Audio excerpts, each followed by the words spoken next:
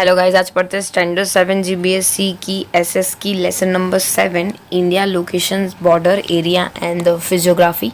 You have learned about the locations and the border area and the physiography of the Gujarat in the class 6. Now we will learn about the India. हम लोगों ने already location, boundary, area और physiography Gujarat के बारे में पढ़ ली. हम लोग इंडिया के बारे में पढ़ेंगे ये लेसन्स में. ये पूरा मैप दिया हुआ है, पॉलिटिकल मैप है. ये एशिया का और उसके आजू बाजू कौन कौन से एरिया पड़ते हैं वो बताया हुआ है. Fill in the information in the blank given below about the India. देखने जाए तो India lies between the 8.4 degree north latitude to the 37.6 degree north latitude and 68.7 degree east to the 97.25 north longitude. यहाँ पे latitude और longitude India का दिखाया हुआ है. India is in the dash of the Asia, लिखेंगे south of the Asia. Border dash is in the east. देखने जाएंगे तो यहाँ पे आपको कंट्री के नाम बताने हैं कि ईस्ट के साथ म्यांमार है, वेस्ट के साइड यहाँ पे देखने जाएंगे तो पाकिस्तान है, नॉर्थ के ऊपर चाइना, अफ़गानिस्तान, साउथ के पास श्रीलंका है. Dash country is the north west. North west के साइड कौन सी कंट्री है हम लोग देखने जाएंगे तो नॉर्थ वेस्ट के साइड पाकिस्तान है. ये हमारा इंडिया का मैप है. अलग अलग स्टेट्स बताया है, उनकी कैपिटल बताया हुआ है. एरिया देखेंगे इंडिया का. India extended from Kashmir in the north to the Kanyakumari. अगर टॉप के बारे में बात करेंगे तो इंडिया की स्टार्टिंग कश्मीर से होती है और वो नीचे साउथ कन्याकुमारी तक ख़त्म होती है. कवर डिस्टेंस अप्रॉक्सीमेटली 3214 किलोमीटर, इतना लंबा चौड़ा है from north to south. It extended from Arunachal Pradesh in the east to the Dwarka in the west. अगर ईस्ट की डायरेक्शन में बात करें तो अरुणाचल प्रदेश से लेके वेस्ट के साइड पर द्वारका तक फैला हुआ है. उसकी हाइट और लेंथ के ब्रेथ के बारे में बात करेंगे तो 2933 किलोमीटर है from east to west. The land area of India is approximately 32,87,263 square kilometre. पूरा इंडिया का एरिया यहाँ पे बताया हुआ है. India is consider as the 7th largest country in the world in term of land area. अगर ज़मीन के हिसाब से बात की जाए तो पूरे वर्ल्ड में हमारा 7th नंबर आता है. India tapers towards the north and the south and is relatively broader in the centre. देखने जाएंगे तो इंडिया सिर्फ नॉर्थ की तरफ ही सिर्फ बॉर्डर है, नीचे तो पूरी पानी की बॉर्डर है. इंडिया के अंदर पूरा 29 स्टेट और 7 यूनियन टेरिटरी है, जिसमें New Delhi capital of India included है. फिजियोग्राफी के बारे में बात करते हैं. और landform of India is not a uniform everywhere. हर जगह पे इंडिया की ज़मीन सेम नहीं है. Basis of the variation of the landform India को 5 कैटेगरी में डिवाइड किया जाता है. First in northern mountain range, plain of the north India, central and the Deccan plateau of India, coastal planes, island या फिर आर्चिपेलागो भी बोल सकते हैं, इंडियन डेजर्ट. पहले बात करते हैं northern mountain range. Himalaya is the change of the 3 mountain. इसको बोलते हैं हिमालयन माउंटेन रेंज. सबसे जो हाईएस्ट है देखने जाए तो वो है हमारी Himalaya. There are the 3 division. उसके अंदर भी 3 डिवीजन है. एक तो हिमालय माउंटेन रेंज, हिमालयास और ईस्टर्न हिमालय या फिर Purvanchal ranges. There are the 3 districts and the parallel ranges. The northern most ranges toward the China. और जो नॉर्थ की जो रेंजेस है वो चाइना की डायरेक्शंस में है, जिसको ग्रेटर हिमालय बोलेंगे. फिर जो सेंटर हिमालयाज है, जो सेंटर के अंदर है, उसको सेंट्रल हिमालय बोलेंगे. और फिर जो रेंजेस जो देखने जाए अरुणाचल प्रदेश की साइड है, उसको शिवालिक रेंजेस बोलेंगे. माउंटेन रेंजेस हिमालय के बारे में बात करते हैं.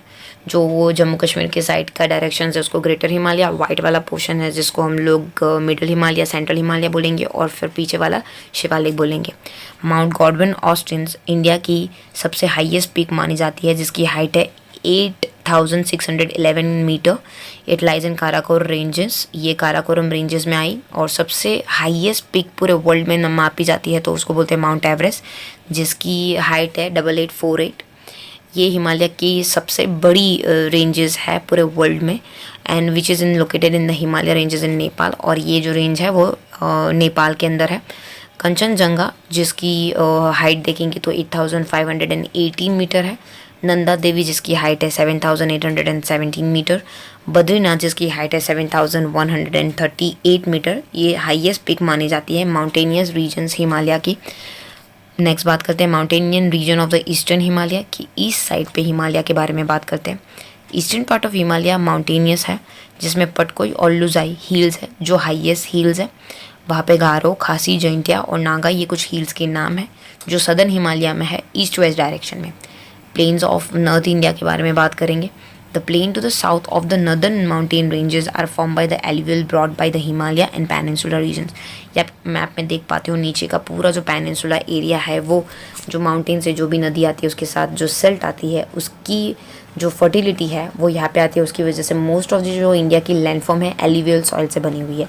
देख over the vast area of north India, आप यहाँ पे पूरा जो ऑरेंज कलर का कलर देख सकते हो, पूरी एल्यूवियल सॉइल से बनी हुई है। So that is why they are also known as the plain of the north India, इसलिए इसको नॉर्थ इंडिया प्लेन भी बोला जाता है। The plain made by the river are also vast, that is the one of the largest plain in the world form by the river. देखने जाएंगे तो ये लार्जेस्ट प्लेन है पूरे वर्ल्ड में, रिवर के द्वारा फॉर्म की गई हुई। Due to the vastness of this plain, ये प्लेन बहुत बड़ा है, इसकी वजह से one of the prosperous and the populous area of India, इसीलिए इंडिया ज़्यादा से ज़्यादा भीड़ भाड़ वाला एरिया, मतलब ज़्यादा से ज़्यादा लोग पाए जाते हैं, पॉपुलेशन इंडिया की बहुत ज़्यादा है। अब बात करते हैं central and the Deccan plateaus. Central के बारे में यहाँ पे बात की जाए तो यहाँ पे बीच वाला पोर्शंस और नीचे डेक्कन प्लेट्यूज, मतलब नीचे जो आपको वी शेप दिख रहा है इंडिया का, वो central and the Deccan plateaus lies to the south of the plains of the north India. They are spread like a triangle surrounded by the water bodies on the three sides. नीचे का जो triangle हिस्सा है वो तीनों के तीनों side पानी से भरा पड़ा है, इसलिए उसको पेनिनसुला बोलेंगे। It is the oldest land mass made up of a rock, ये सबसे पुराना लैंड मास है जो पत्थरों से बना होता है। Rift valley of Narmada and the Son river are located in the plateaus. Narmada और शोन रिवर्स के द्वारा जो प्लेट्यूज बना हुआ है वो यहाँ पे पाया जाता है डेक्कन प्लेट्यूज में। प्लेट्यूज को और दो पार्ट में डिवाइड किया जाता है, that is of Malwa plateaus north की डायरेक्शन में और नीचे डेक्कन प्लेट्यूज साउथ की डायरेक्शन में।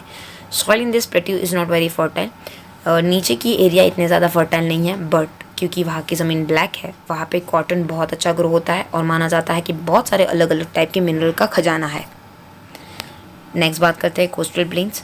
India is surrounded by the sea on the all three side. India तीनों के तीनों डायरेक्शन से समंदर से घिरा हुआ है।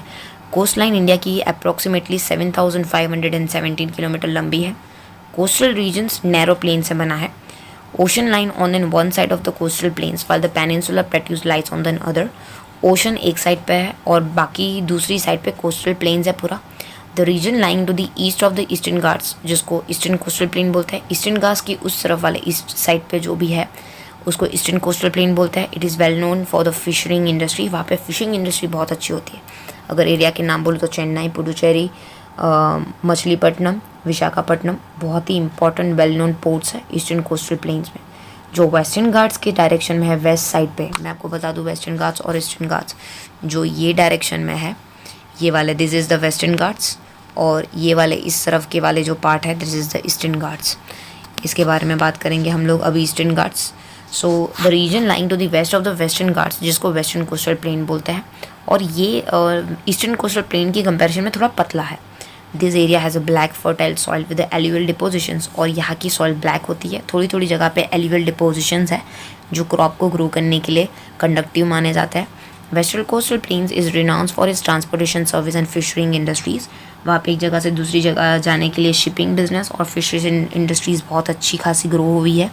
द मेजर पोर्ट सिटीज़ जैसे कि मुंबई, कंडाला, मैंगलुरु, कालीकट, तिरुवनंतपुरम, ये यहाँ पे लोकेटेड है। नेक्स्ट बात करते हैं आर्चिपेलागो। आर्चिपेलागो का मतलब होता है आइलैंड। हमारे यहाँ दो आइलैंड हैं, एक तो अंडमान निकोबार और Lakshadweep.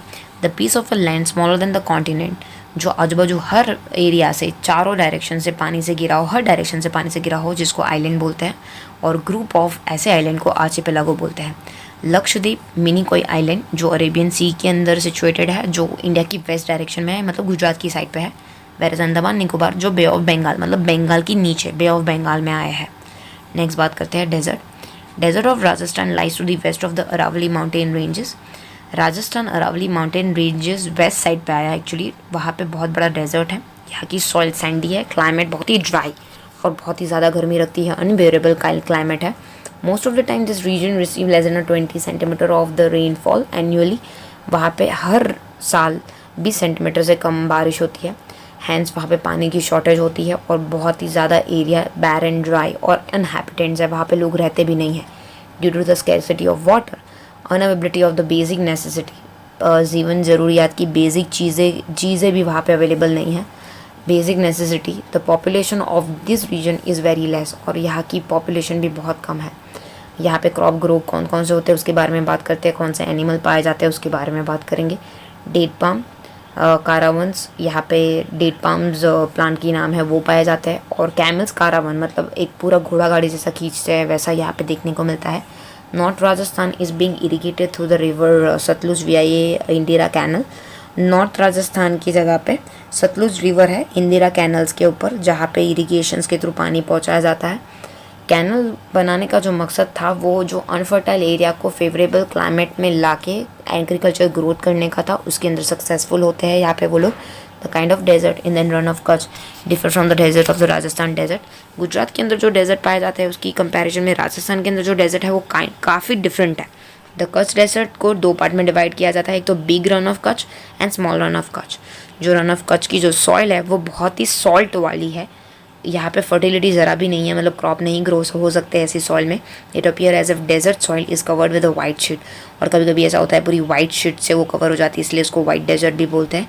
This is the only desert of the kind in the world, और पूरे वर्ल्ड में एक अकेला ऐसा डेजर्ट है जो पूरा सॉल्ट डेजर्ट माना जाता है, और यहाँ पे बहुत सारे फेस्टिवल्स भी होते हैं। Thank you so much.